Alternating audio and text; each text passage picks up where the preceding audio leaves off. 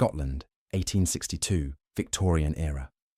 The crystal sconces of Lord Montgomery's ballroom scattered amber light across the flowing crowd of taffeta gowns and tailored evening dress below. Tucked into a corner, partially hidden by an alabaster pillar, stood Miss Beatrice Thornwood, her 42 years settling upon her like an unwelcome cloak as she watched the spinning couples across the polished floor.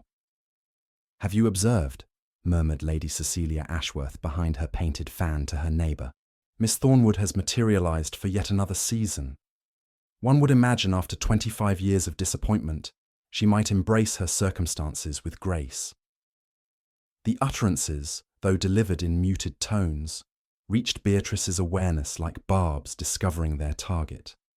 She straightened her posture, smoothed the charcoal blue taffeta of her gown, a shade considered fitting for a woman of her years and station, and feigned deafness. At 42, Beatrice had grown thoroughly accustomed to such commentary.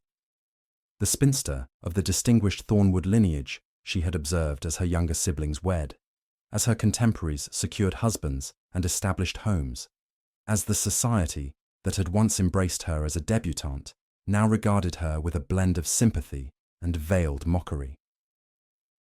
"Miss Thornwood," came a voice at her side. It was her brother, Thomas, Viscount of Ashford. "You appear somewhat weary. Shall I procure you some refreshment?" "Thank you, Thomas, but I am perfectly well," she responded with a rehearsed smile. "I was simply observing the season's newcomers. Lady Montgomery has exceeded herself this year." Thomas's expression softened with concern. "Beatrice, you need not attend every social gathering. No one would judge you poorly if I were to withdraw from society entirely," she completed for him, a rare spark of defiance flickering across her typically composed features. "To become the reclusive spinster aunt, appearing solely at family baptisms and burials. No, brother, I may not have secured a husband, but I decline to disappear completely." Before Thomas could reply, a hush descended over the ballroom. Even the string ensemble seemed to hesitate momentarily. "The Marquess of Ravenscroft," announced the footman at the grand entrance. Standing framed in the doorway, Sebastian Ashford, the 7th Marquess of Ravenscroft, cut an imposing figure in his flawless evening attire, his chestnut hair swept back from a countenance that poets had likened to Grecian marble. At 39, he remained Scotland's most coveted bachelor, his title ancient, his wealth considerable, and his properties among the most flourishing in the kingdom. "He appears especially formidable this evening," murmured Thomas. "I wonder which unfortunate debutante will be thrust into his path tonight." Beatrice observed as the assembled company separated like Moses parting waters before the Marquess.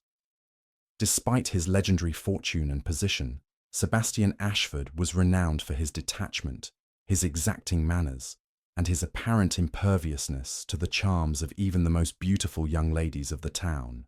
"He has declined 4 flawless matches this season alone," continued Thomas. "Lady Montgomery must be beside herself. Her daughter numbers among this year's offerings." "Perhaps he finds the procession of naivety tiresome," Beatrice remarked, surprising herself with the frankness of her observation. Thomas raised an eyebrow. "Speaking from experience, sister?" "Speaking as one who has witnessed 25 seasons from the margins," she corrected gently. There is a certain predictability to it all. As the evening advanced, Beatrice maintained her position of dignified observation. She exchanged courtesies with acquaintances, danced a single quadrille with her brother-in-law, and otherwise remained unobtrusive, a skill she had perfected through the years. It was during the supper dance that fortune intervened. Making her way to the refreshment salon for a momentary escape from the press, Beatrice collided with a solid form rounding the same corner from the opposite direction. "My apologies," she began, flustered, then froze as she found herself gazing directly into the penetrating amber eyes of the Marquess of Ravenscroft. "The fault is entirely mine, madam," he replied, his voice deep and resonant. For a moment, brief but unmistakable, his gaze lingered on her face with an intensity that caused her pulse to quicken. "Miss Thornwood," she supplied, offering a curtsy appropriate to his rank. Miss Thornwood, he repeated, as though committing the name to memory. Then, with a formal bow, he continued on his way. It was a fleeting encounter, the sort that would normally be forgotten before the evening's conclusion. Yet as Beatrice rejoined the gathering, she could not shake the peculiar sensation that the Marquess's eyes followed her movements across the room. Later, as the orchestra commenced a waltz, Beatrice prepared to retreat further into the shadows. It was then that a familiar deep voice spoke at her shoulder. "Miss Thornwood, might I have the honour of this dance?" The ballroom seemed to pause around them as the Marquess of Ravenscroft extended his hand toward the most unexpected recipient imaginable. Beatrice felt the weight of 100 astonished stares upon her. "Your lordship," she began, her voice barely audible above the music. "I fear you have mistaken me for someone else." "I am not in the habit of making mistakes, Miss Thornwood," he replied, the faintest suggestion of a smile playing at the corners of his mouth. "The waltz awaits. Will you do me the honour?" 25 years of social conditioning urged her to decline, to spare them both the inevitable whispers. Yet something in his unwavering gaze compelled her to place her gloved hand in his. "The honour is mine, your lordship." As he led her onto the floor, the whispers erupted like a swarm of disturbed hornets.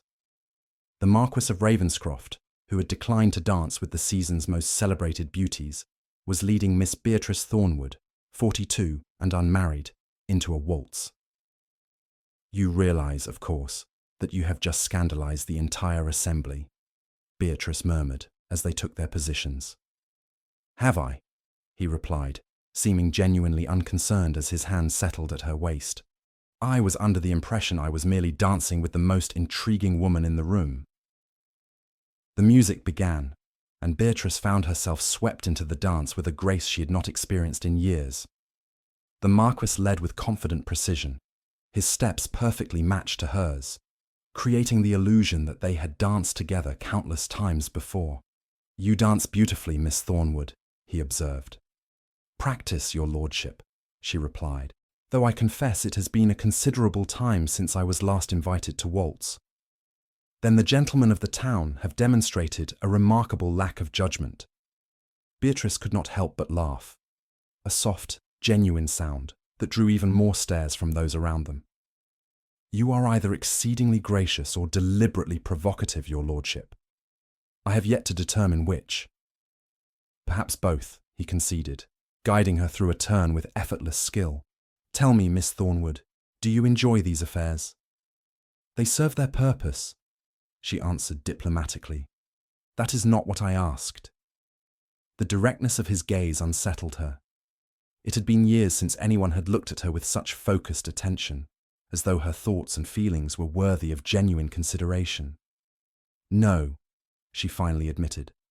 "I find them rather tedious, but one must maintain appearances." "Indeed," he murmured, and for a moment she glimpsed something in his expression, a fleeting shadow of understanding that suggested he too wore a mask for society's benefit. As the final notes of the waltz faded, the Marquess escorted her back to the edge of the ballroom. Before taking his leave, he bent slightly to speak near her ear. "Thank you for the dance, Miss Thornwood. It was without question the highlight of an otherwise unbearable evening." Then he was gone, moving through the crowd with that peculiar combination of authority and detachment that seemed uniquely his, leaving Beatrice to face the approaching tide of curious acquaintances, all desperate to discover what the Marquess of Ravenscroft could possibly have said to the spinster of Thornwood Manor. In the carriage returning home that night, Thomas regarded his sister with poorly concealed curiosity. "Well," he prompted finally, "will you not tell me what transpired between you and Ravenscroft?" Beatrice gazed out at the lamp-lit streets of Edinburgh passing by the window. "We danced, Thomas. Nothing more. The most eligible man in Scotland does not simply dance with anyone, Beatrice, particularly not when he has refused the hand of every debutante this season." She turned to face her brother, her expression thoughtful. "Perhaps he was merely being kind." Thomas snorted. "Ravenscroft is many things. Wealthy, powerful, respected, but kind has never been among his known qualities. The man has a heart of stone, if the rumours are to be believed." Beatrice returned her gaze to the window, her reflection ghost-like against the darkness beyond. "Then perhaps," she said softly, "the rumours are wrong." Back at Thornwood House, as her lady's maid helped her prepare for bed, Beatrice caught sight of herself in the mirror. The face that looked back at her was neither young nor beautiful by society's standards. The bloom of youth had faded, leaving behind a woman with fine lines at the corners of her eyes and a certain gravity to her countenance. Yet for the first time in years, she looked at her reflection and wondered if perhaps there was something still worthy of notice in the woman she had become. Something that had caught the eye of the most discerning man in Scotland, if only for the span of a single waltz. Foolishness, she chided herself aloud, dismissing the thought. A man like the Marquess of Ravenscroft did not seriously consider women like Beatrice Thornwood. Whatever his reasons for singling her out tonight, it would surely prove to be nothing more than a momentary whim, forgotten by morning. Little did she know that across Edinburgh, in the opulent study of his townhouse, the Marquess of Ravenscroft sat with a glass of whisky, contemplating the unexpected discovery he had made at the Montgomery ball, a woman whose intelligent eyes and quiet dignity had, in the space of a single dance, intrigued him more than all the bright young things of the season combined. The morning following the Montgomery ball dawned grey and misty, a fitting backdrop to Beatrice's reflections as she sat at her writing desk, composing a letter to her married sister in the Highlands. She had almost convinced herself that the previous night's encounter with the Marquess had been nothing more than a curious aberration, until the butler appeared at her door. "A delivery for you, Miss Thornwood," he announced with the faintest hint of surprise in his normally impassive voice. The footman behind him carried a magnificent arrangement of deep burgundy roses, so abundant that they nearly obscured his face. As he placed the crystal vase on a side table, Beatrice stared in bewilderment. "There must be some mistake," she began. "No, miss," the butler replied, extending a small ivory-coloured card on a silver salver. The messenger was most specific. With fingers that trembled slightly, Beatrice took the card. Upon it, in a bold, masculine hand, was written, "To brighten a dreary Edinburgh morning. Ravenscroft." "Heavens," she whispered, the card nearly slipping from her fingers. The butler cleared his throat discreetly. "Will there be a response, Miss Thornwood?" "Not at present," she managed, still staring at the roses as though they might vanish if she looked away. When the servants had withdrawn, Beatrice approached the flowers, inhaling their rich fragrance. In all her 42 years, no gentleman had ever sent her flowers, not even during her debut season, when she had been young and moderately pretty, if never a true beauty. "What game is he playing?" she murmured, gently touching one velvet petal. Her contemplation was interrupted by the arrival of her sister-in-law, Eleanor, Viscountess of Ashford, who burst into the room in a flutter of morning silk.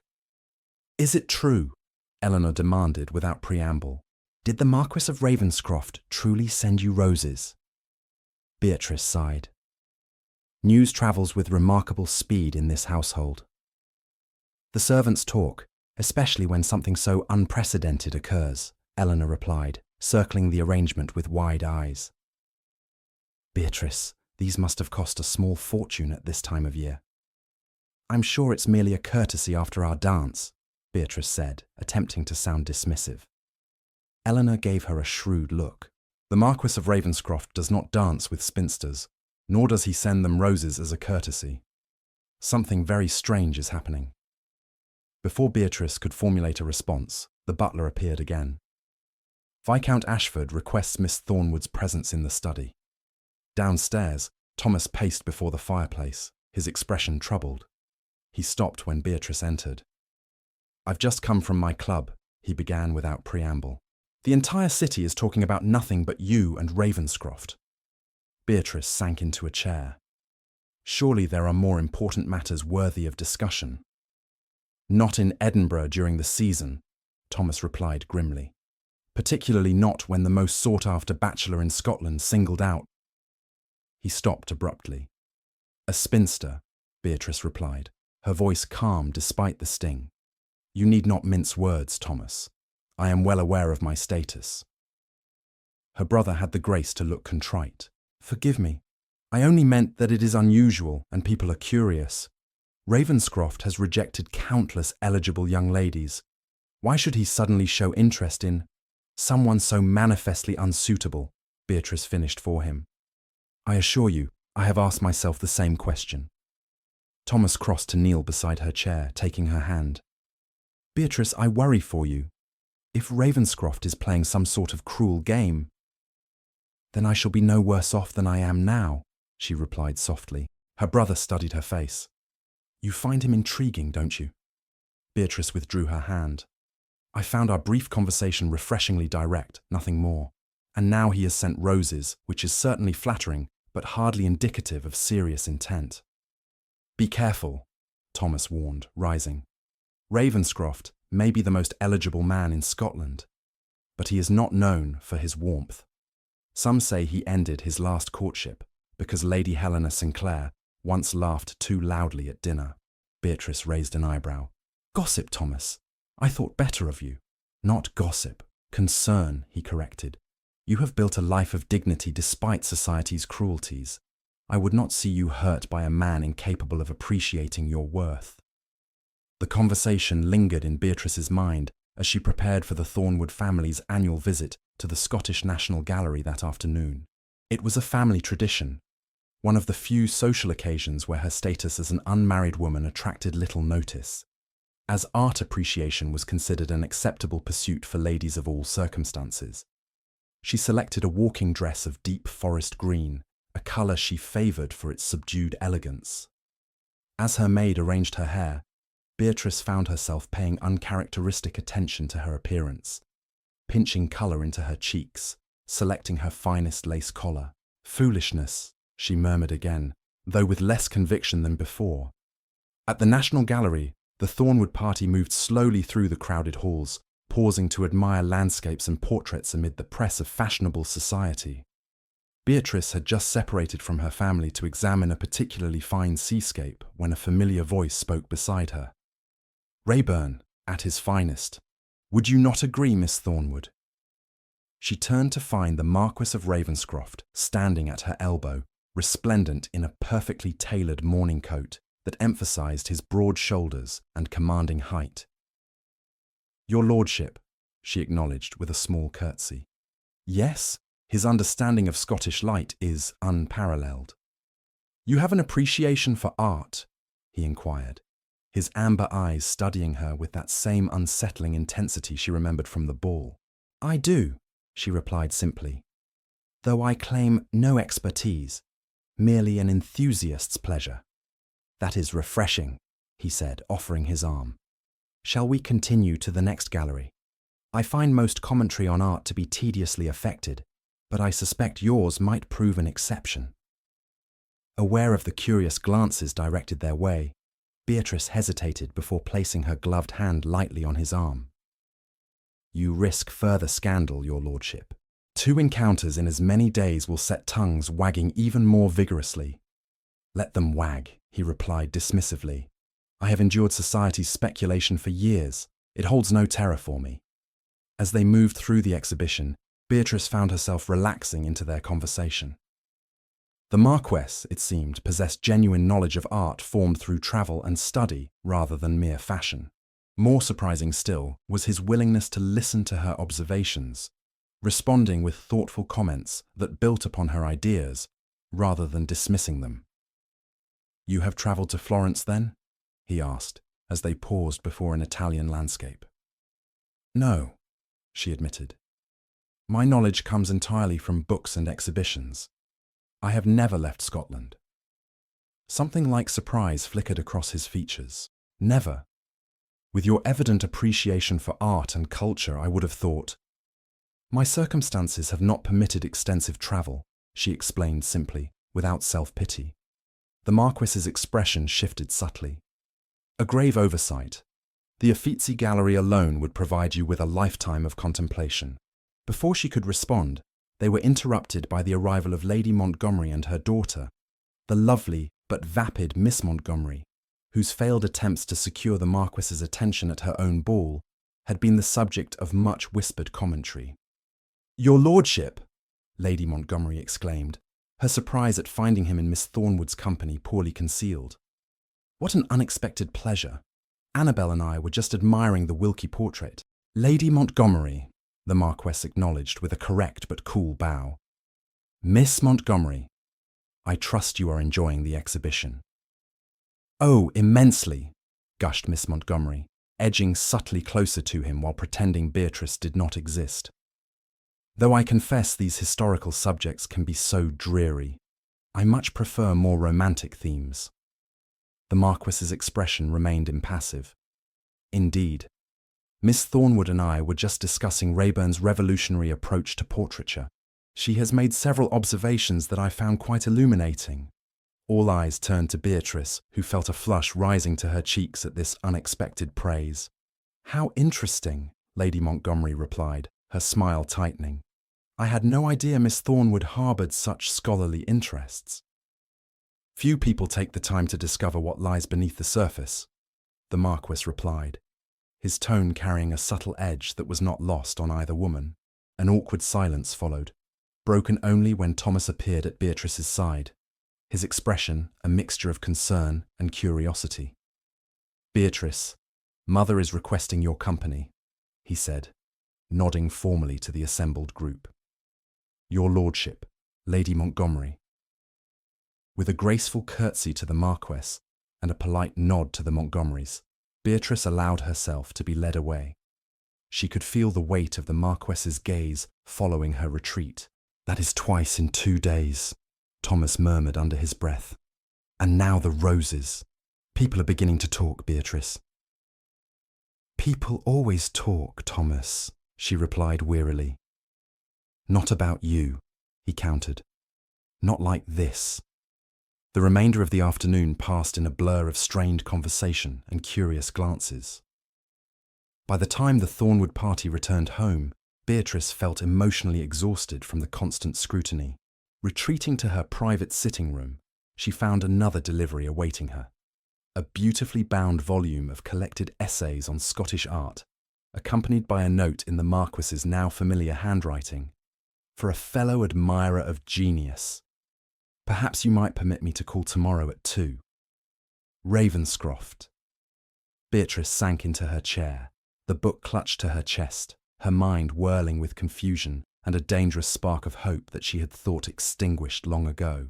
Across the city, in the elegant confines of his study, Sebastian Ashford, Marquess of Ravenscroft, sat opposite his oldest friend, Lord James Hartwell, who regarded him with frank astonishment. "You cannot be serious, Sebastian," Hartwell exclaimed. "Miss Thornwood, the woman must be past 40.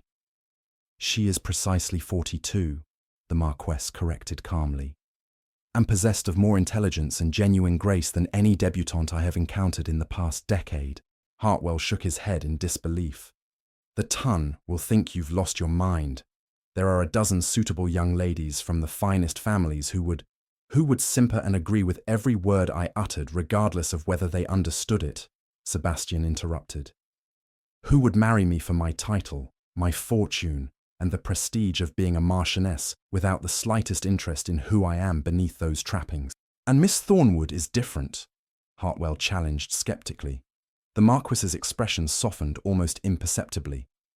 "Entirely different. She speaks her mind. She observes the world with clear eyes, and she expects nothing from me, which I find makes me want to offer her everything." Hartwell studied his friend with growing concern.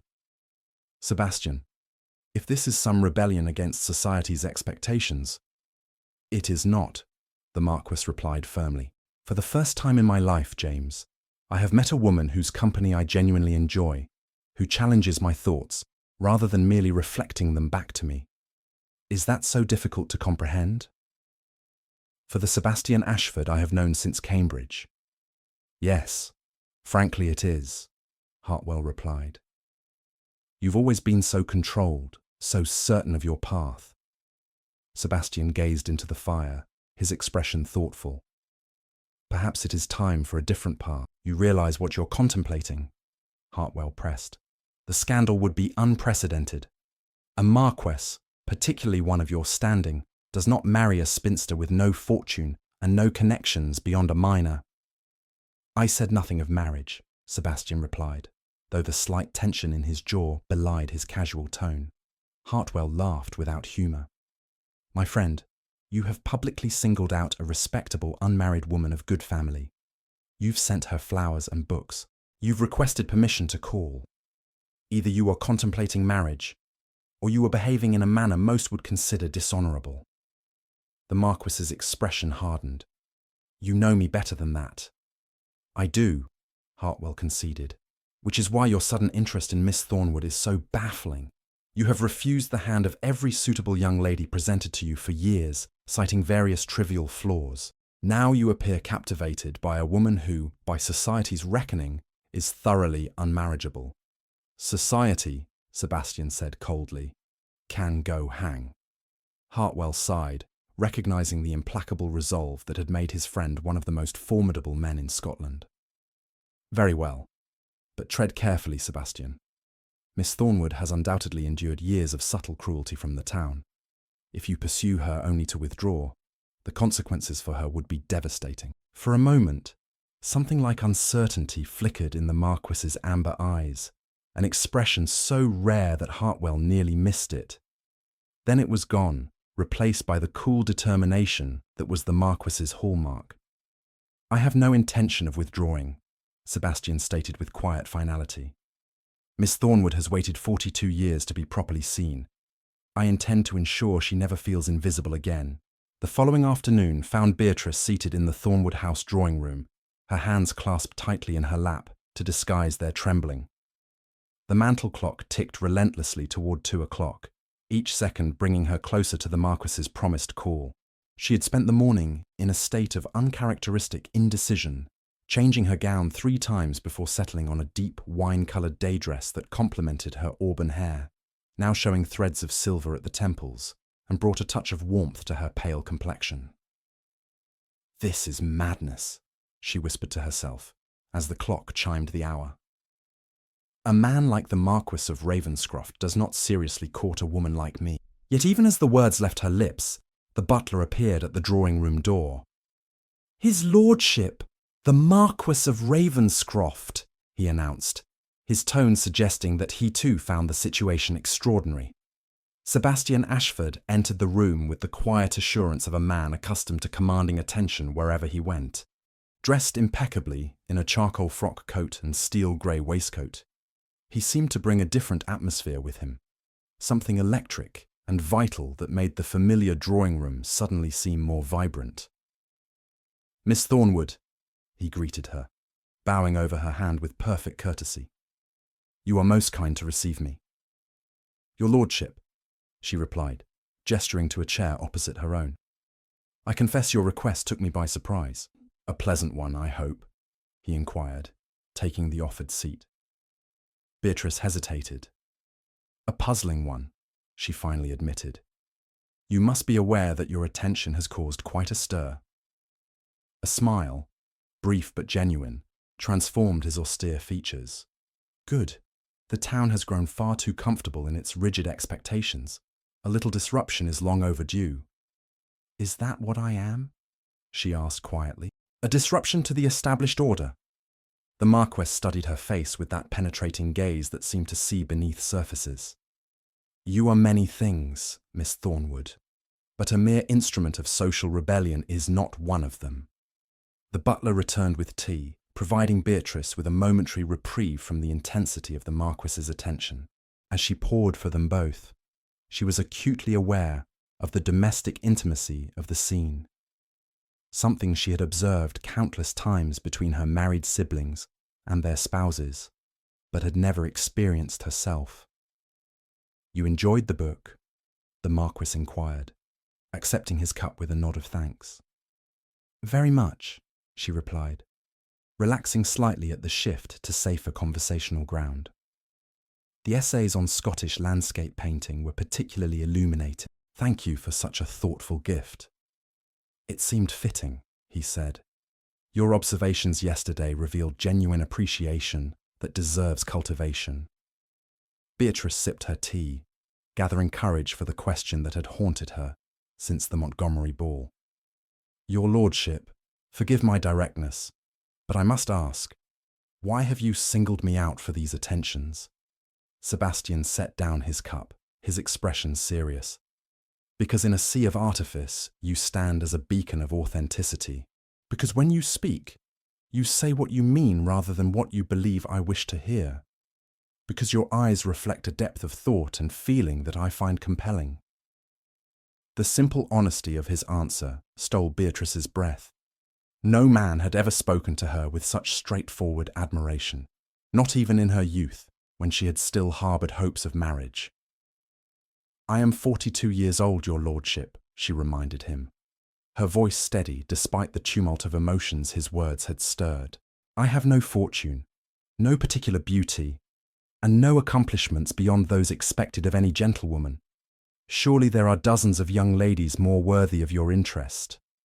"Worthy," he repeated, an edge entering his voice. "A curious choice of words. Tell me, Miss Thornwood, by what measure do you determine a person's worth? By youth, beauty, fortune? These seem remarkably shallow criteria for a woman of your intelligence." Beatrice flushed. "You misunderstand me. I meant only that society." "Society," he interrupted, "has consistently demonstrated a profound inability to recognize true value. I, however, am not so limited in my perceptions." A charged silence fell between them, broken only when the Marquess rose and crossed to the window, his tall figure silhouetted against the afternoon light. "Perhaps I should speak plainly," he said, turning back to face her. "I have spent the past 15 years avoiding matrimony, Miss Thornwood, because I have never encountered a woman whose company I could envision tolerating for a lifetime. Until now." Beatrice stared at him, certain she had misheard. "Your lordship, if this is some kind of jest—" "I do not jest about matters of such importance," he replied, his expression grave. "I am well aware that my attention has placed you in an uncomfortable position. Society whispers, your family worries, and you yourself must be uncertain of my intentions." He returned to his seat, leaning forward slightly. "Allow me to clarify them. I wish to court you, Miss Thornwood, with the utmost propriety and respect. If, after a period of better acquaintance, you find my company as agreeable as I find yours, I hope you might consider a more permanent arrangement." Beatrice felt as though the floor had fallen away beneath her feet. "You cannot be serious," she whispered. "I have never been more serious about anything in my life," he replied simply. "But the scandal means nothing to me. The disparity in our situations is relevant only if we allow it to be. Your family's expectations are not my concern. I am the head of my house and answer to no one regarding my choice of bride."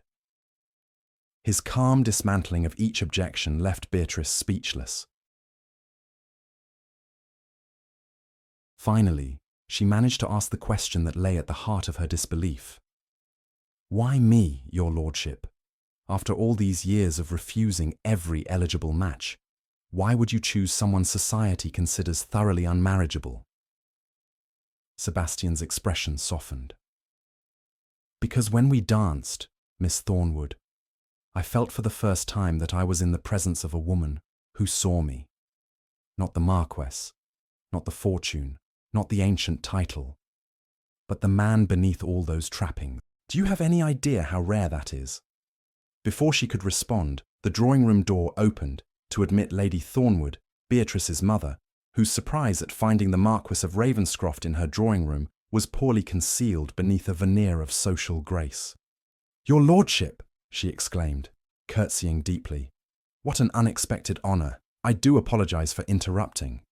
"Not at all, Lady Thornwood," Sebastian replied, rising to bow. "I was just discussing the National Gallery exhibition with your daughter. Her insights are most illuminating." Lady Thornwood's gaze darted between them, clearly struggling to make sense of the scene before her. How delightful! Beatrice has always been fond of art, though I fear her observations may lack the sophistication to truly interest someone of your background, your lordship. Hi. Beatrice felt a familiar pang at her mother's dismissive tone, a subtle diminishment she had endured for years as her marriage prospects faded. "On the contrary," the Marquess replied, his voice cooling perceptibly. "Miss Thornwood's understanding rivals that of many so-called experts of my acquaintance. You must be very proud of her accomplishment." Lady Thornwood blinked, clearly unaccustomed to hearing her eldest daughter praised by anyone, let alone one of the most powerful men in Scotland. "Yes, of course," she stammered. "Beatrice has always been studious." The Marquis turned back to Beatrice, ignoring the obvious discomfort his presence had created. "Miss Thornwood, might I prevail upon you to accompany me to the Royal Botanic Garden tomorrow? The tropical specimens are particularly fine this season." Aware of her mother's widening eyes, Beatrice hesitated only briefly before nodding. "I should like that very much, your lordship." "Excellent. Shall we say 11 o'clock? I will send my carriage." With that, he bowed to both ladies and took his leave, his departure leaving a vacuum of stunned silence in its wake. "Beatrice," Lady Thornwood breathed when the front door had closed behind him. "What in heaven's name is happening? First the roses, now a private call, and an invitation to the gardens. The Marquess of Ravenscroft is courting you." "It would appear so, mother," Beatrice replied, still trying to absorb the reality of the situation herself. Lady Thornwood sank into a chair, fanning herself vigorously. But why, after all these years of being overlooked, to suddenly attract the attention of the most eligible bachelor in Scotland? It defies all understanding. Beatrice winced at her mother's artless candour. "Thank you for that assessment, mother." Lady Thornwood had the grace to look abashed. "Forgive me, my dear. I did not mean, that is to say, you have always been accomplished and well-bred, of course, but at your age—" "Yes, mother, I am quite aware of my age," Beatrice interrupted with uncharacteristic sharpness, "as I believe is the Marquess." "But what can he possibly want?" Lady Thornwood persisted, bewilderment evident in every line of her face. Beatrice rose, suddenly weary of the conversation. "Perhaps, mother, he wants what any man seeks in a potential wife: companionship, understanding, and mutual respect." "At your age," Lady Thornwood repeated, seemingly unable to move past this central fact. "Many things about the Marquis appear to be unprecedented," Beatrice replied softly. "If you'll excuse me, I believe I shall rest before dinner. Tomorrow promises to be eventful." As she climbed the stairs to her bedchamber, Beatrice's mind whirled with conflicting emotions, disbelief warring with a dangerous, fragile hope that she had thought long dead. Could the Marquis truly be serious in his intentions? Or was this, as Thomas feared, some incomprehensible game whose rules she did not understand? In the privacy of her room, Beatrice sat at her dressing table, studying her reflection with new eyes. The face that looked back at her was handsome rather than beautiful, strong features softened by intelligent eyes and a generous mouth. Time had etched fine lines at the corners of those eyes and across her brow, but had also bestowed a certain dignity, a gravity that her younger self had lacked. Could he truly see something worthwhile in this face? She whispered to her reflection. Sleep proved elusive that night. Beatrice lay awake, replaying the Marquis's words in her mind, searching for hidden meanings or subtle mockery, and finding none. His manner had been direct, his gaze sincere, his intentions stated with a clarity that left little room for misinterpretation. Yet still she doubted. 25 years of watching from the sidelines as other women were chosen, courted, and wed had left deep scars on her heart. The idea that she, overlooked, unmarriageable Beatrice Thornwood, might have captured the attention of the most sought-after bachelor in Scotland seemed more fantasy than reality. Morning brought no respite from her confusion. As her maid helped her dress for the promised excursion to the Botanic Garden, selecting a walking gown of deep teal that complemented her colouring, Beatrice found herself trembling with a combination of anticipation and dread. "You look lovely, miss," her maid assured her, arranging a modest hat atop Beatrice's carefully styled hair. "Thank you, Agnes," Beatrice replied, managing a small smile, "though I fear lovely may be an overstatement at my age." "Nonsense," the maid replied loyally. "There's more to beauty than youth, and if I may be so bold, miss, the Marquess seems to have recognised that fact." Precisely at 11, the Ravenscroft carriage arrived, a magnificent conveyance of gleaming black lacquer emblazoned with the Marquess crest. The footman who handed Beatrice into its luxurious interior treated her with the deference usually reserved for women of much higher rank, adding to the surreal quality of the morning.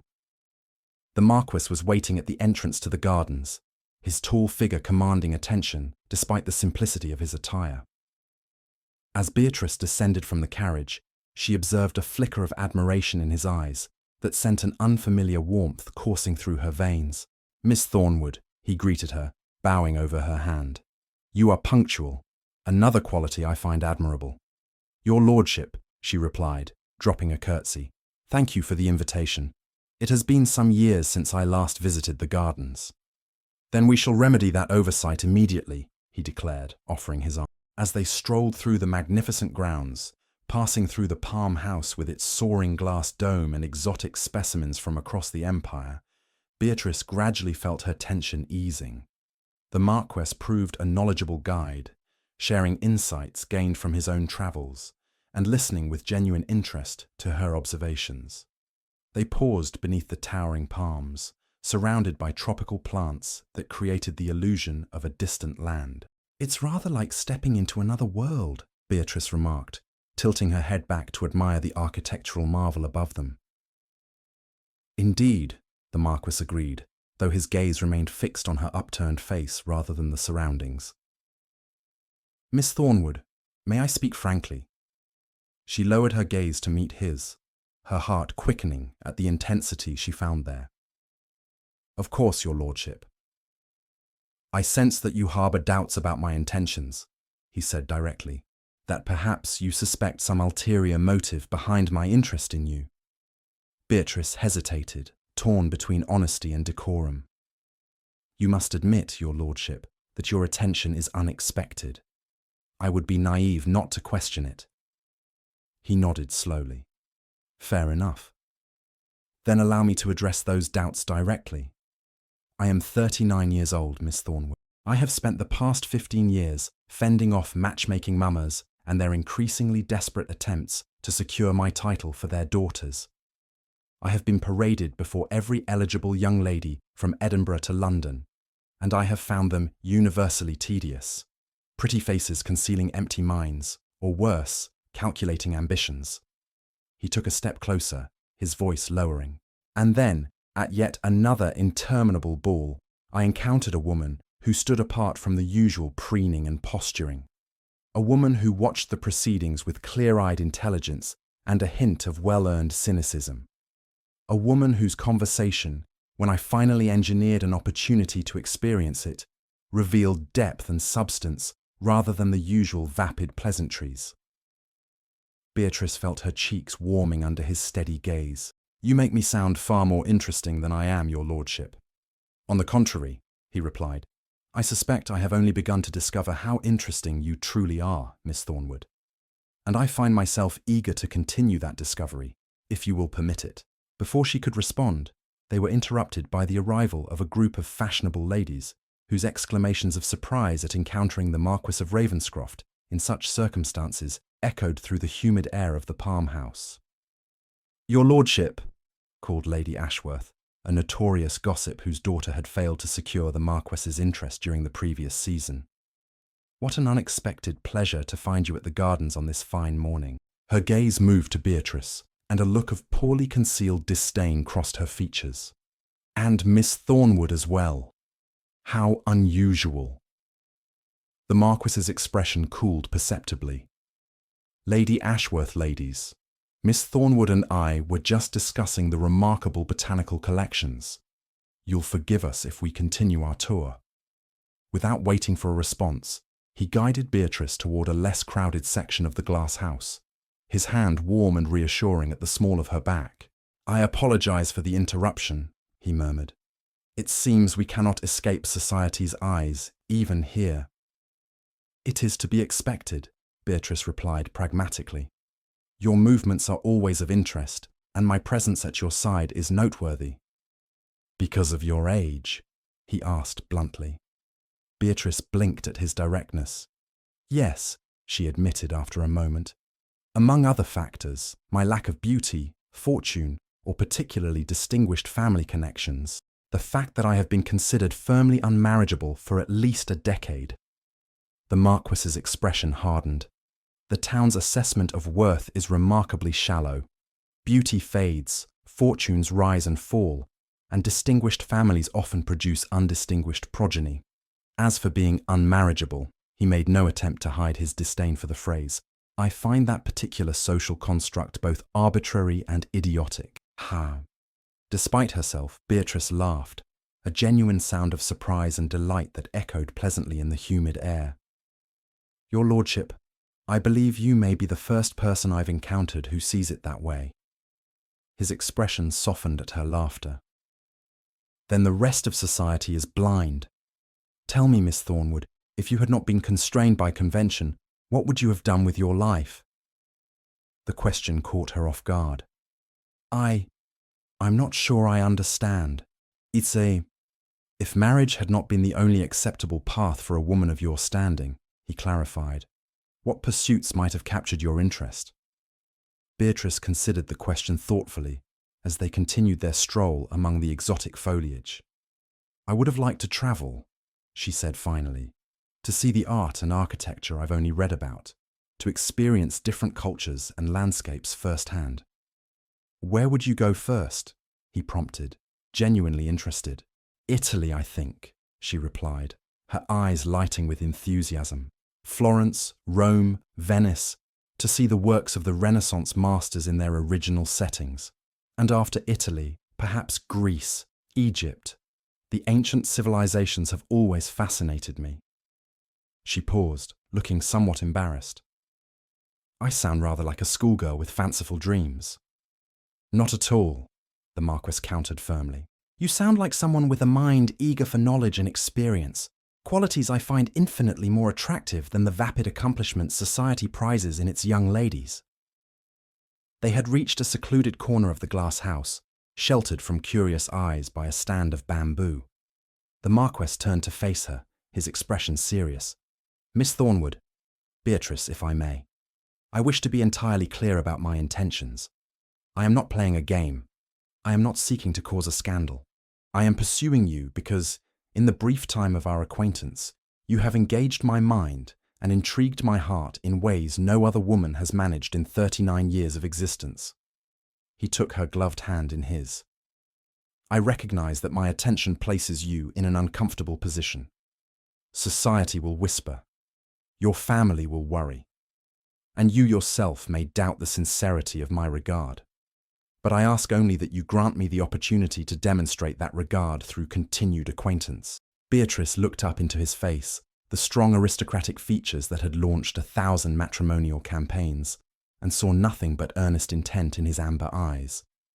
Your lordship, Sebastian, she began, the intimate address sending a tremor through her voice.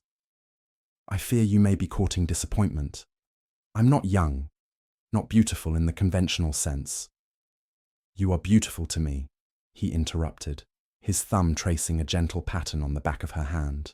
Your intelligence shines in your eyes. Your dignity lends grace to every movement. Your smile, when you deign to bestow it, transforms your entire countenance. He stepped closer, close enough that she could detect the subtle scent of sandalwood that clung to his clothing. I have watched countless debutantes parade their youth and superficial charms before me, Beatrice. Not one of them has moved me as you did with a single dance, a single conversation. Beatrice felt breathless, caught between decades of ingrained caution and the undeniable pull of the connection forming between them. Society will be merciless, she warned softly. Society has always been merciless, he countered. To you for remaining unmarried, to me for refusing to choose a bride to their liking. Perhaps it is time we both stopped allowing its cruelty to dictate our happiness. The moment hung between them, fragile and charged with possibility. Then, with a gentle squeeze of her hand, Sebastian stepped back, restoring a proper distance between them. I have overwhelmed you, he observed, reading her expression with uncanny accuracy. "Forgive me. I did not intend to press my case so forcefully on this occasion." "No," Beatrice replied, finding her voice. "That is, I appreciate your candor. It is refreshing after so many years of polite fiction." He smiled, a genuine expression that transformed his austere features and sent an unexpected flutter through her chest. "Then perhaps we might continue this conversation over luncheon. I have taken the liberty of arranging a private meal in the director's residence. He is an old friend and has kindly offered the use of his dining room." The remainder of their visit to the Botanic Garden passed in a pleasant haze for Beatrice. The private luncheon proved delightful, with conversation flowing easily between discussions of art, literature, and philosophy. Sebastian revealed himself to be widely read and thoughtful, with opinions that challenged rather than merely echoed the prevailing wisdom of their class. As he handed her back into his carriage for the return journey to Thornwood House, he asked quietly, "Might I call on you again tomorrow?" "Yes," Beatrice replied without hesitation, surprising herself with the readiness of her answer. "I should like that very much." His smile, warm and genuine, stayed with her long after she had returned home to face her family's curious questioning about the outing. That evening, Thomas cornered her in the library, his expression troubled. "Beatrice, what exactly is transpiring between you and Ravenscroft? The entire city is talking." "I am not entirely certain myself," she admitted, selecting a volume from the shelf to avoid meeting her brother's concerned gaze. "He has expressed interest in continued acquaintance." "Interest," Thomas repeated skeptically. "Beatrice, the man is courting you openly and without apology. It is unprecedented." She finally turned to face him. "Do you find it so impossible to believe that someone might genuinely desire my company, Thomas?" Her brother had the grace to look abashed. "Of course not. You are intelligent, kind, and possessed of more substance than most women half your age.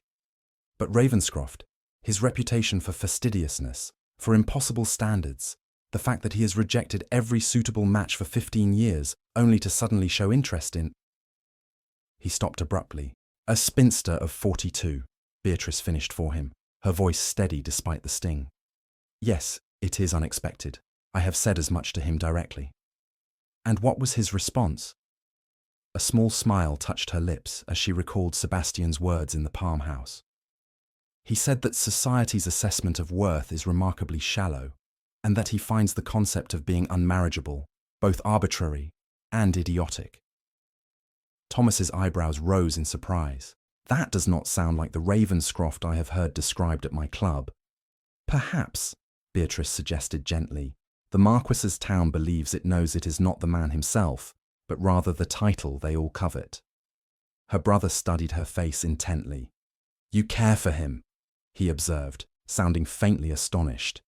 "I find his company stimulating," she acknowledged carefully.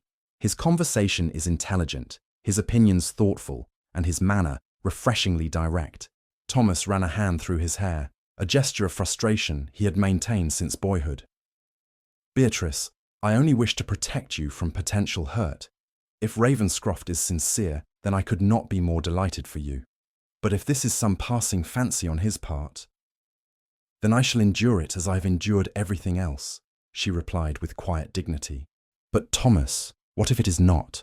What if, after all these years, I have encountered someone who sees me, truly sees me, for who I am? Would you have me reject that possibility out of fear?" Her brother's expression softened. "No," he finally admitted. "No, I would not. But promise me you will proceed with caution. Your heart has been preserved intact for 42 years. I would not see it broken now. I promise," she assured him, though in truth she feared it might already be too late for caution. The seed of hope that Sebastian had planted in her heart was already taking root, growing stronger with each encounter, each conversation, each glimpse of the man beneath the Marquess title. Over the following weeks, Edinburgh society watched in fascinated disbelief as the Marquess of Ravenscroft's courtship of Miss Beatrice Thornwood continued with unwavering purpose. He called at Thornwood House almost daily, sent flowers and books with thoughtful notes, and escorted her to exhibitions, concerts, and even the opera, appearing utterly indifferent to the whispers and stares their appearances together provoked. For Beatrice, who had spent decades in the shadows of society, the sudden spotlight was both exhilarating and terrifying. She found herself scrutinized at every turn. Her gowns, her hairstyle, her conversation all subject to unprecedented attention and often cruel commentary.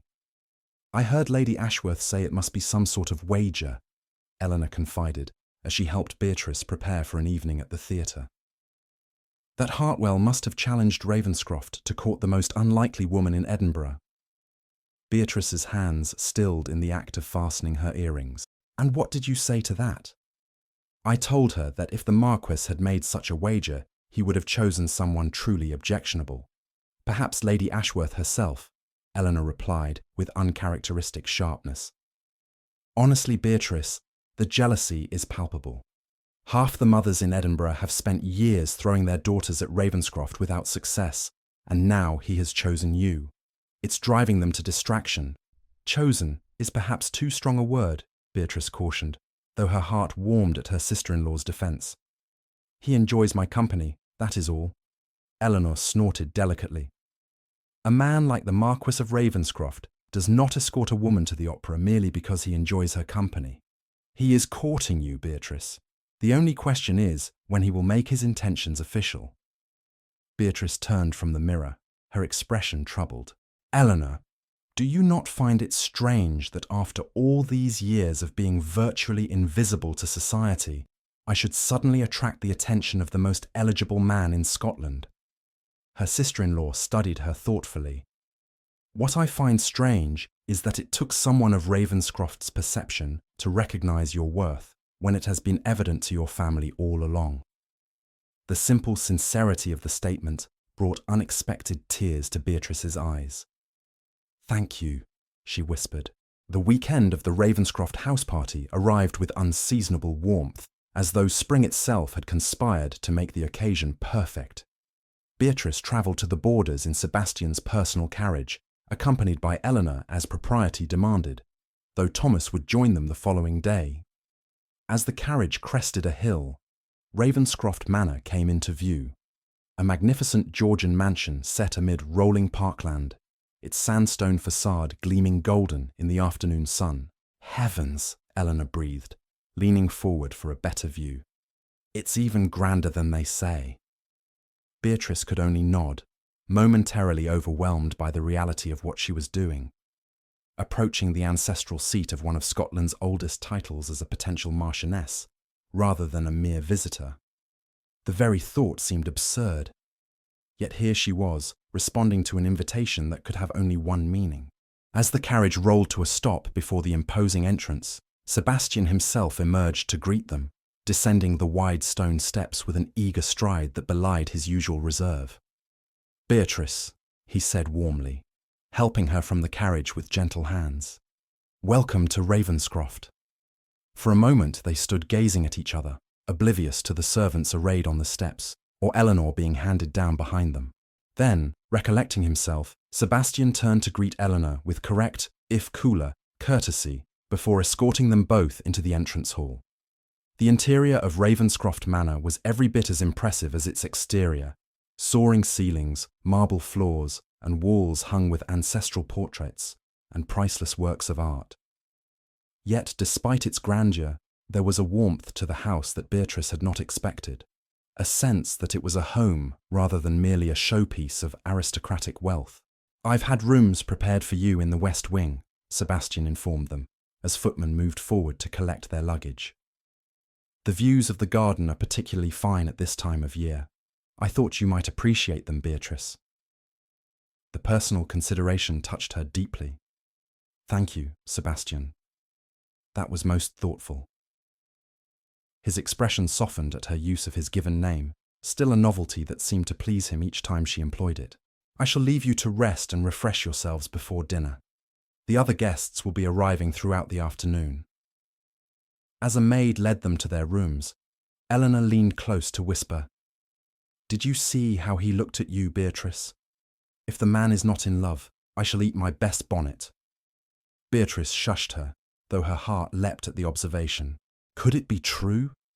Could the Marquess of Ravenscroft, Sebastian, truly love her? The possibility seemed too extraordinary to credit, yet the evidence was increasingly difficult to dismiss. After resting briefly, Beatrice began to prepare for dinner with Eleanor's help, selecting a gown of deep violet silk that highlighted her auburn hair and brought warmth to her complexion. "You look lovely," Eleanor declared as she fastened the last button. "Truly, Beatrice, I have never seen you look better." Studying her reflection, Beatrice had to admit there was a difference in her appearance, not in her features, which remained as they had been, but in her expression, her bearing. There was a light in her eyes that had been absent for years, a confidence in her posture that spoke of renewed hope. As they descended to the drawing room where pre-dinner drinks were being served, Beatrice was acutely conscious of the scrutiny she would face from Sebastian's inner circle. These were not the general society whose opinions she had learned to disregard, but people whose judgment mattered to the man who had, against all odds, come to matter deeply to her.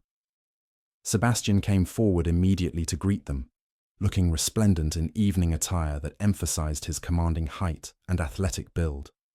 "Beatrice, Eleanor," he said warmly, "allow me to introduce you to my guests." The group assembled in the drawing room was smaller and less intimidating than Beatrice had feared. Just 10 people, including Lord James Hartwell, whom she recognized as Sebastian's oldest friend from university days. Sebastian's younger sister, Lady Margaret Ashford, a striking woman in her early 30s. His cousin, Lord Henry Ashford, and his wife, and 3 other couples who appeared to be long-standing family friends. To Beatrice's surprise and relief, the reception she received was uniformly cordial, with Sebastian's sister in particular going out of her way to make her feel welcome. "My brother has spoken of little else but you for weeks," Lady Margaret confided as they took seats together before dinner. "I was beginning to think you must be some sort of paragon." Beatrice laughed softly. "I assure you, I am nothing of the sort.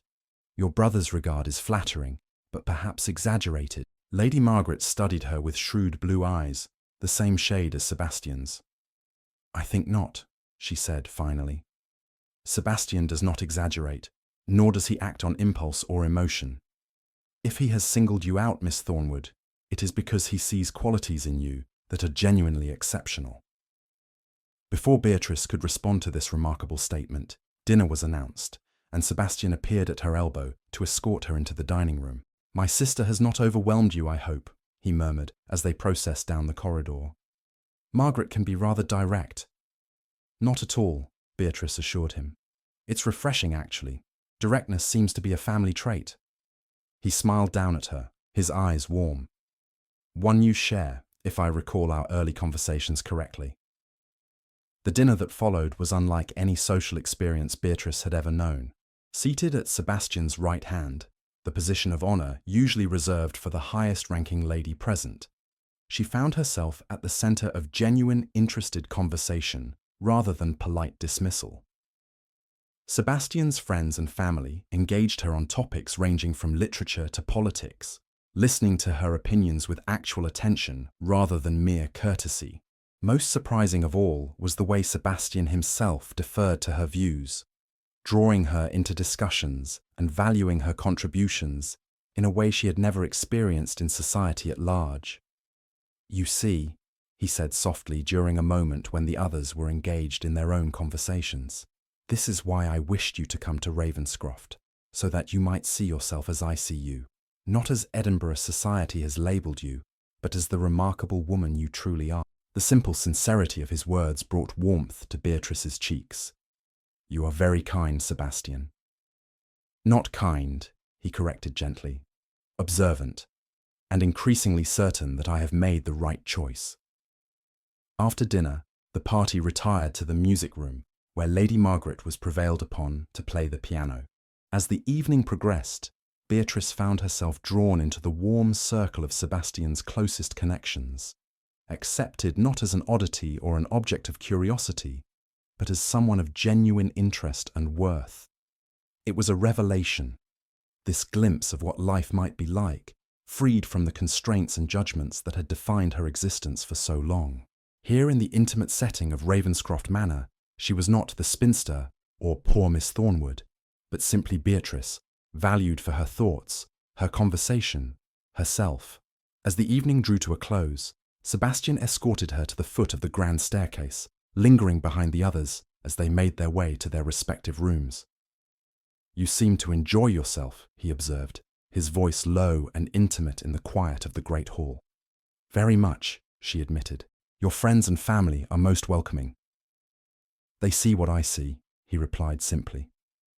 Then, glancing around to ensure they were momentarily unobserved, he reached for her hand, raising it not to his lips as propriety dictated, but pressing it gently against his heart. "Sleep well, Beatrice. Tomorrow I would like to show you the grounds, if the weather permits." The gesture, though subtle, carried a weight of tenderness that left her momentarily speechless.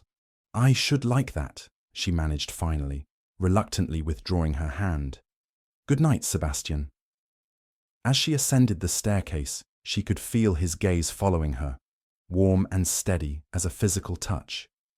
In her room, preparing for bed, she found herself humming softly, an unconscious expression of a happiness so unexpected, so complete, that it seemed almost too fragile to acknowledge directly. The following day dawned clear and mild, perfect for the promised tour of the estate. After breakfast, Sebastian appeared at Beatrice's side, offering his arm. "Shall we explore?" he suggested, his eagerness barely concealed beneath his usual composure. They set out across the immaculate lawns, Sebastian pointing out features of the landscape with evident pride and knowledge.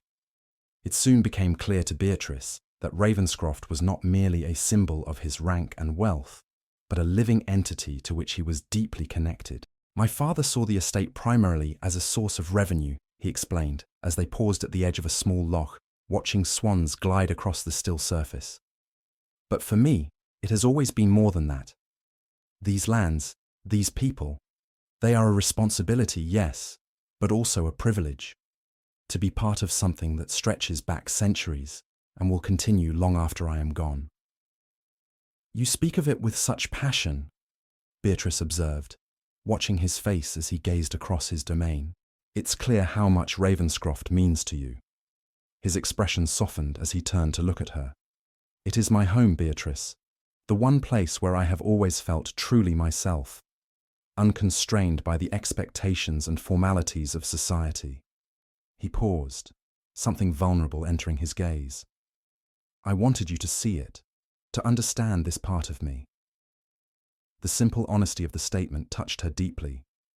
"Thank you for sharing it with me," she said softly. "It helps me see you more clearly, not just the Marquess that Edinburgh knows, but the man behind the title."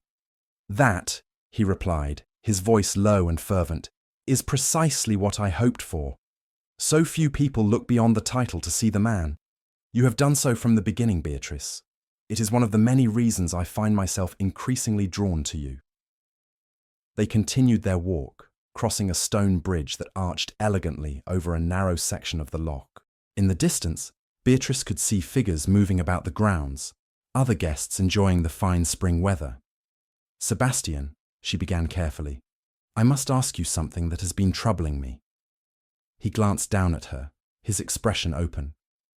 "Anything." "Are you certain about this?" She gestured vaguely between them. "Society has expectations for a man in your position. A marquess typically marries a young woman of impeccable lineage, someone who can provide heirs and manage a great household. I am 42 years old, Sebastian. The likelihood of my bearing children is reduced but not impossible," he completed for her, his tone matter-of-fact. "And while an heir is certainly desirable, it is not my primary consideration in choosing a wife." He led her to a stone bench positioned to overlook the loch and its surrounding gardens, taking her hands in his as they sat. "Beatrice, I have spent 15 years watching young women of impeccable lineage parade before me, each more vapid and calculating than the last. I have endured countless dinner conversations so tedious they made me question whether the continuation of my line was worth the lifetime of boredom it would entail. Despite the seriousness of the moment, Beatrice found herself smiling at his blunt assessment. Surely they could not all have been so dreadful. Perhaps not, he conceded, but none, not one, ever looked at me as you do, as though I am a person worthy of genuine interest rather than merely a title to be acquired. His thumbs traced gentle patterns on the backs of her hands, sending shivers up her arms despite the warmth of the day. As for managing a great household, Ravenscroft has run efficiently for centuries under the guidance of capable stewards. What I seek in a wife is not an administrator, but a companion, someone whose conversation I enjoy, whose opinions I respect, whose presence brings me peace rather than obligation. Beatrice's heart quickened at the implication of his words, but still she hesitated. Sebastian, you must know how people will talk. The tongue will be merciless.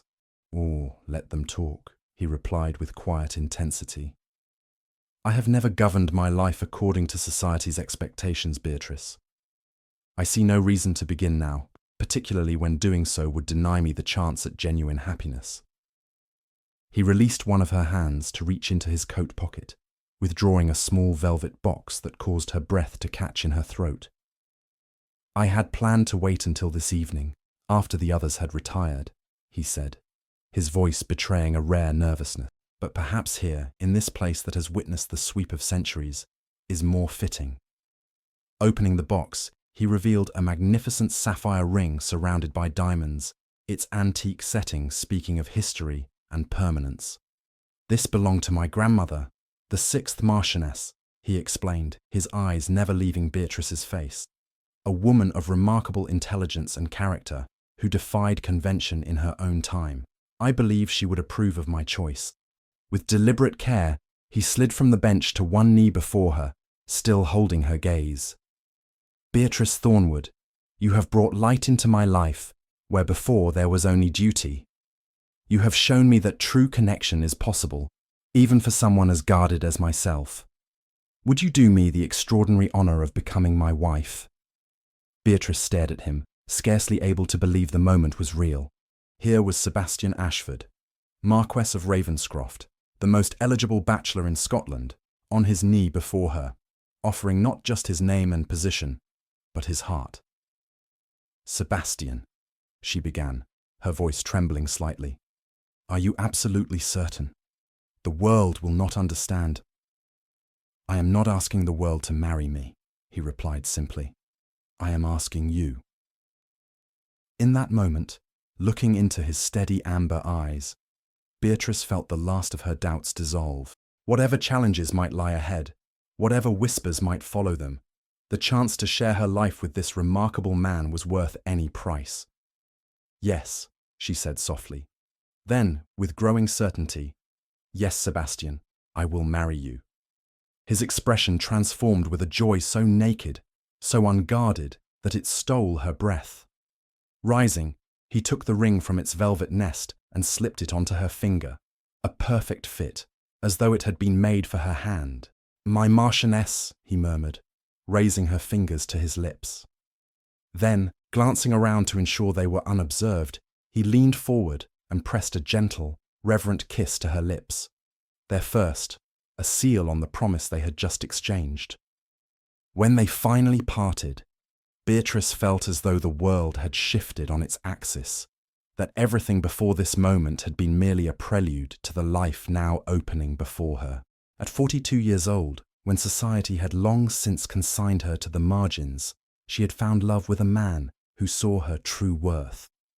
Shall we share our news with the others? Sebastian asked, his eyes still bright with happiness. Yes, she agreed, her heart overflowing. Though I imagine your sister at least may have anticipated this development. He laughed, a free, joyful sound she had rarely heard from him. Margaret has been hinting rather heavily that I should secure my happiness before you could change your mind about me. Change my mind, Beatrice echoed incredulously. As if that were possible. Hand in hand, they walked back toward the house, where their news would be met first with delight from those closest to them, and later with shock and scandal by society at large. But in that moment, with Sebastian's strong fingers intertwined with hers and the sapphire gleaming on her hand, Beatrice found she cared not at all for what the world might think. She had spent 42 years living according to society's expectations and limitations. Now she would forge a new path. As the Marquess of Ravenscroft, yes, but more importantly, as a woman who had found love when she least expected it, with a man who valued her for exactly who she was. The news of their engagement spread through Edinburgh society like wildfire, igniting a conflagration of gossip, speculation, and thinly veiled disbelief. Drawing rooms and gentlemen's clubs buzzed with discussion of the unprecedented match, the most eligible Marquess in Scotland choosing as his bride a woman of 42, neither beautiful nor wealthy, who had long since been consigned to spinsterhood. "It must be some sort of bizarre infatuation," Lady Ashworth declared to her circle of confidants over tea. "Men of a certain age sometimes develop these peculiar fixations. It will pass, of course, but unfortunately not before he has bound himself to her permanently." "Perhaps she has bewitched him somehow," suggested another matron, whose own daughter had failed to secure the Marquess's interest during the previous season. "They say her mother's family had connections to those mystical Highland folk." Such whispers reached Beatrice's ears, of course. Servants talked, and Eleanor made it her business to report the most outrageous speculations with a mixture of indignation and dark humour. Yet to her own surprise, Beatrice found the gossip affected her far less than it might have done before. "Let them talk," she said to Eleanor, unconsciously echoing Sebastian's words. "In time, they will find some new scandal to occupy them." The engagement was brief by society's standards, just 6 weeks, during which Beatrice found herself suddenly at the centre of a whirlwind of activity. There were trousseau fittings, meetings with solicitors regarding settlements, consultations about the refurbishment of the Marchioness's apartments at Ravenscroft, and countless other details that demanded attention.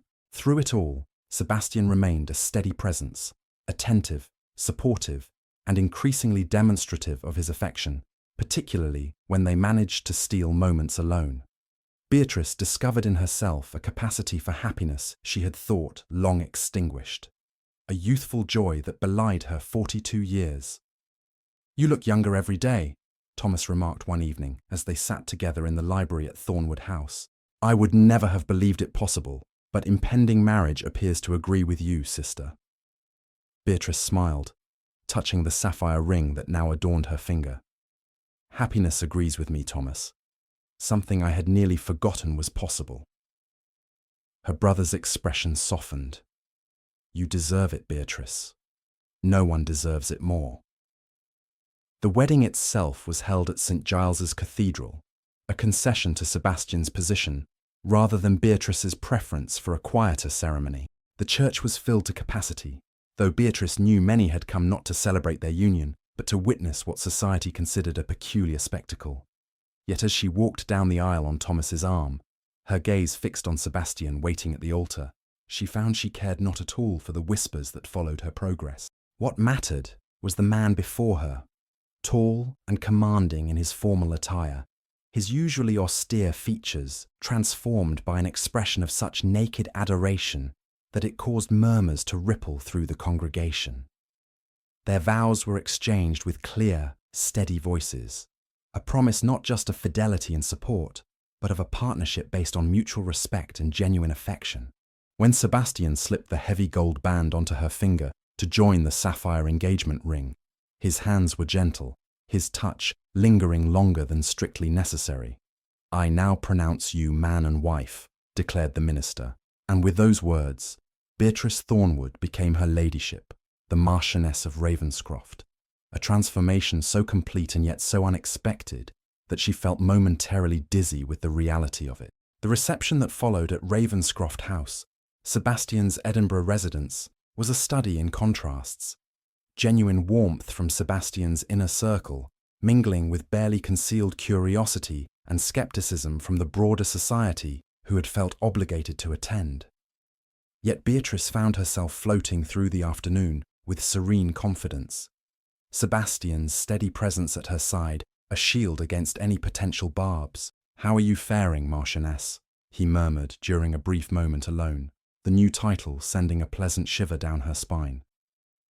"Remarkably well," she replied honestly. "Though I suspect many of our guests are still waiting for you to reveal this has all been an elaborate jest." Sebastian's eyes darkened. "They will wait a very long time then," he said firmly, his hand finding hers and squeezing gently. "You are mine now, Beatrice, as I am yours. The rest of the world can go hang."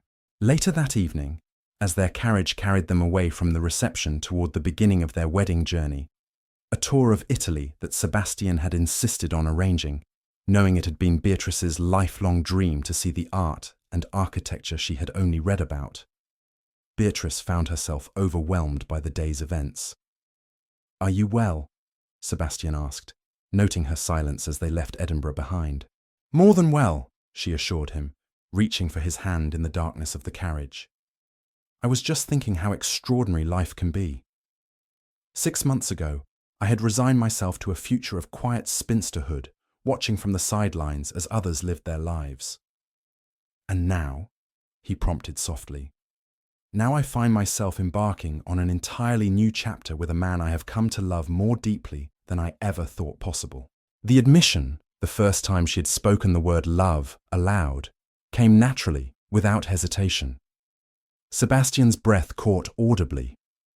Then, with a movement swift and decisive, he gathered her into his arms, his lips finding hers in a kiss far more passionate than the chaste one they had shared at the altar. When they finally parted, both breathless, he rested his forehead against hers. "I have loved you, Beatrice, since that first waltz," he confessed, his voice rough with emotion, "though I scarcely recognized the feeling at the time. It has been so long since I allowed myself to want anything beyond duty and responsibility." Beatrice raised a hand to cup his cheek, marveling at the freedom to touch him, to express the tenderness that had grown between them. "And now?" "Now," he said, drawing her closer still. "I find myself wanting everything with you. A life, a family if fate permits it, a partnership in every sense of the word. Even if society never quite accepts us?" she asked, giving voice to the one doubt that still lingered. Sebastian's laugh was low and unconcerned. "Society will adjust, as it always does.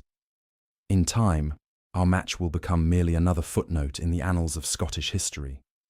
But what we build together, Beatrice, that will be our legacy, far more significant than any gossip or scandal." As the carriage rolled through the darkening countryside toward the port, where a ship awaited to carry them to the continent and the beginning of their shared adventures, Beatrice rested her head against her husband's shoulder, marveling at the journey that had brought her here. At 42 years old, when the world had deemed her past all possibility of romance or new beginnings, she had found not just love, but a partner who valued her for exactly who she was, not despite her age and experience, but because of the wisdom and character they had helped shape. And Sebastian, who had spent years holding the world at arm's length, had found in her a companion whose presence enriched rather than diminished him, whose love had awakened parts of himself he had thought forever dormant. Together, they would face whatever challenges lay ahead: the potential skepticism of society, the practical considerations of their future, the adjustments of building a life together after years of independence. But they would face them as equals, bound not just by the legal ties of matrimony, but by a deep and genuine connection that had defied all expectations. "I love you, Sebastian," Beatrice whispered into the comfortable silence that had fallen between them. His arm tightened around her shoulders, his lips brushing her temple in a gesture of tenderness that needed no words. Yet he offered them anyway, his deep voice soft in the intimate darkness of the carriage. "And I love you, my Marchioness, more than I ever thought possible." 2 years later, the grand ballroom of Ravenscroft Manor glittered with candlelight, the air fragrant with the scent of hothouse flowers, as Scotland's elite mingled and danced beneath the soaring ceilings. At the centre of it all stood the Marquess and Marchioness of Ravenscroft, their expressions serene as they greeted their guests with gracious warmth. "They make a striking couple, do they not?" murmured Lady Margaret to Thomas, who had just claimed her hand for a dance. "One would hardly credit the scandal their match once caused." Thomas smiled, watching his sister as she stood beside her husband, her auburn hair now liberally streaked with silver, elegantly arranged and adorned with the Ravenscroft sapphires. At 44, Beatrice radiated a confidence and contentment that made her more beautiful than she had ever been in her youth. "Society has a short memory when confronted with success," he observed, leading Margaret into the pattern of the dance. "And by any measure, their marriage has been a remarkable success." Indeed, the town that had once whispered so cruelly about the Marquess's inexplicable choice had gradually fallen silent as the months passed, and Sebastian's devotion to his older bride showed no signs of waning. If anything, his regard for Beatrice had only deepened with time, evident in the way his eyes sought her across crowded rooms, in the attentiveness with which he listened when she spoke, in the private smiles they shared that hinted at a connection far deeper than mere social convenience. Across the ballroom, a young footman approached the Marchioness, bending to whisper something in her ear. Beatrice's face lit with joy, and she turned immediately to touch her husband's arm, conveying some news that caused his usually reserved expression to transform with delight. With brief apologies to their guests, the Marquess and Marchioness slipped from the ballroom, leaving their guests to speculate on their sudden departure. "The nursery, I imagine," Lady Margaret explained to Thomas as they completed their dance. "My nephew has a remarkable talent for timing his demands to coincide with social obligations." Thomas chuckled. "A trait he seems to have inherited from his father, if Sebastian's strategic exits from tedious parliamentary debates are any indication." The miracle of Beatrice's pregnancy, coming just months after their wedding, had silenced the last of society's skeptics. The birth of William Thomas Sebastian Ashford, Viscount Kelso and heir to the Marquessate of Ravenscroft, 10 months after their marriage, had transformed scandal into fairy tale in the eyes of the town. Upstairs in the spacious nursery suite overlooking the moonlit gardens, Beatrice and Sebastian stood side by side at the cradle of their 9-month-old son, watching as the nurse settled him back to sleep after. "He has your eyes," Sebastian observed softly, his arm around his wife's waist. "And your stubbornness," Beatrice replied with a gentle laugh. "Demanding attention in the middle of our spring ball." Sebastian pressed a kiss to her temple, inhaling the familiar lavender scent of her hair. "I can hardly blame him. I too prefer your company to that of our entire guest list combined." The nurse curtsied and withdrew, leaving them alone with their sleeping son, the child that society had deemed impossible, yet who had arrived nonetheless, healthy and strong, and adored beyond measure by both his parents. "Sometimes I still cannot believe this is my life," Beatrice confessed, leaning into her husband's embrace. "That all of this, you, William, Ravenscroft, is real and not some dream from which I'll wake." "Very real," Sebastian assured her, turning her gently in his arms to face him. "Though I confess to similar moments of disbelief. How did I exist for 39 years without you, Beatrice? It seems inconceivable now." She reached up to touch his face, tracing the beloved features that had become as familiar to her as her own. "We found each other when we were ready, I think. When we had both lived enough to recognize true value when we saw it." Sebastian smiled, the warm, genuine smile that he reserved exclusively for her and their son. "The most valuable discovery of my life," he agreed, bending to capture her lips in a tender kiss. Below, the music from the ballroom drifted up through the open windows, a reminder of the social obligations awaiting their return. Yet for a moment longer, they lingered, wrapped in each other's arms beside their sleeping child, savouring the precious reality of the family they had created together. "We should return to our guests," Beatrice murmured eventually, though she made no move to leave the circle of his arms. "In a moment," Sebastian replied, his eyes still drinking in the sight of her, his wife, his Marchioness, the woman who had transformed his life with her intelligence, her dignity, and her boundless capacity for love. Let them wait just a little longer, and so they remained. The Marquess and his unexpected Marchioness, their extraordinary love story having silenced the whispers and defied the conventions of their world. Together they had rewritten the rules of what was possible, proving that true connection could flourish at any age, that value lay not in youth or beauty, but in the depth and quality of one's character, and that love, when genuine, could overcome even the most entrenched societal expectations. In the cradle beside them, young William stirred briefly, his small hand reaching out in sleep.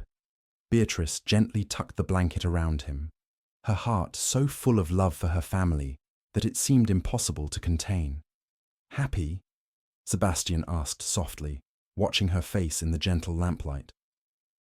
"Beyond anything I ever imagined possible," she replied with simple truth. Hand in hand, they slipped from the nursery and made their way back toward the glittering ballroom below, where society awaited the return of the Marquess and Marchioness, whose unlikely love story had become the toast of Scotland. No longer a scandal, but an inspiration, for in finding each other, Beatrice and Sebastian had discovered not just personal happiness, but a truth too powerful to be denied, that love, true and genuine, recognized no boundaries of age or convention, and that it was never, ever too late to begin again.